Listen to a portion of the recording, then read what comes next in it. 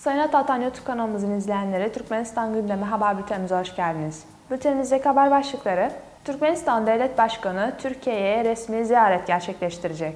Türkmenistan, Özbekistan ve Kazakistan, Afganistan'a insani yardım ulaştırdı. Ve son haberimiz, Burak Özçivit Türkmenistan'a gelecek. İlk haberimiz, Türkmenistan Devlet Başkanı Türkiye'ye resmi ziyaret gerçekleştirecek. Türkmenistan Cumhurbaşkanı Serdar Berdimuhamedov yakın zamanda Türkiye'ye resmi bir ziyarette bulunacak. Bu konu Türkmenistan Devlet Başkanı Serdar Berdimuhamedov'un Türkiye Dışişleri Bakanı Hakan Fidan'la yaptığı görüşmede ele alındı. Hakan Fidan toplantının başında Cumhurbaşkanı Recep Tayyip Erdoğan'ın, Türkmenistan Devlet Başkanı ve Türkmen halkının milli lideri Halk Maslahatı Başkanı Guranlı Berdimuhamedov'a gönderdiği selamlarını iletti. Buna karşılık Türkmenistan Devlet Başkanı, Türk halkını Türkiye Cumhuriyeti'nin kuruluşunun 100. yıl dönümü olan yaklaşan Cumhuriyet Bayramı dolayısıyla tebrik etti. Dışişleri Bakanı Hakan Fidan, Türkiye'nin saygı ve karşılıklı yarar ilkelerine dayanan ikili devletler arası ilişkilerini istikrarlı bir şekilde genişletmesiyle özellikle ilgilendiğini vurguladı. Devlet Başkanı Serdar Berdimuhamedov'un da belirttiği gibi, Türkiye Cumhuriyeti, Türkmenistan için dost ve kardeş bir devlet ve ikili ilişkiler stratejik nitelik taşıyor. Türkmenistan Devlet Başkanı, Türkiye Cumhuriyeti'ne yapacağı resmi ziyaretin Türkmen-Türk dostluk ilişkilerinin daha da geliştirilmesinde yeni bir sayfa açacağına olan güvenini dile getirdi. Öte yandan Türkmenistan Dışişleri Bakanı Raşid Meredov ile resmi ziyaret amacıyla Aşkabat'ta bulunan Türkiye Cumhuriyeti Dışişleri Bakanı Hakan Fidan arasında görüşme gerçekleşti. Toplantı sonucunda Türkmenistan Dışişleri Bakanlığı ile Türkiye Cumhuriyeti Dışişleri Bakanlığı arasında 2024-2025 yılları için işbirliği programı imzalandı. Sıradaki haberimiz, Türkmenistan, Özbekistan ve Kazakistan, Afganistan'a insani yardım ulaştırdı. 7 Ekim Cumartesi günü ve yine çarşamba sabahı erken saatlerde deprem ile sarsılan Afganistan'a Türkmenistan, Özbekistan ve Kazakistan insani yardım ulaştırdı.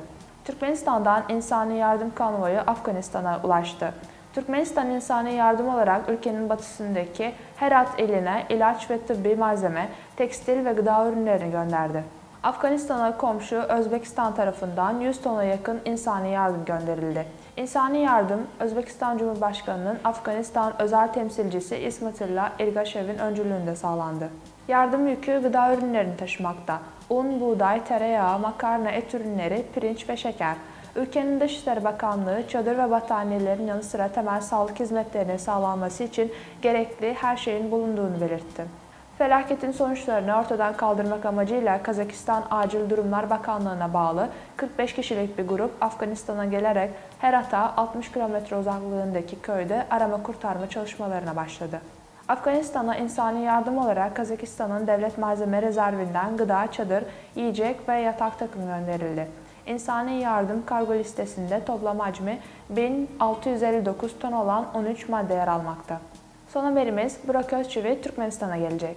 Bilindiği üzere 14-15 Ekim 2023 tarihlerinde Orta Asya ülkelerinin temsilcilerinin katılımıyla Arkadağ şehrinde Arkadağ'ın Sabahı konulu film festivali düzenlenecek.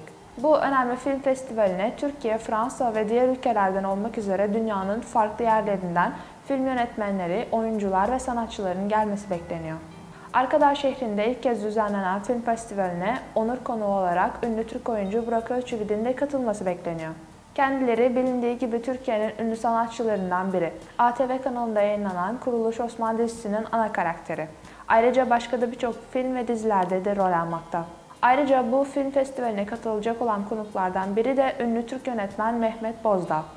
Mehmet Bozdağ son yıllarda Türkiye'de birçok tarihi dizilerde tanınmış yönetmenlerin biri.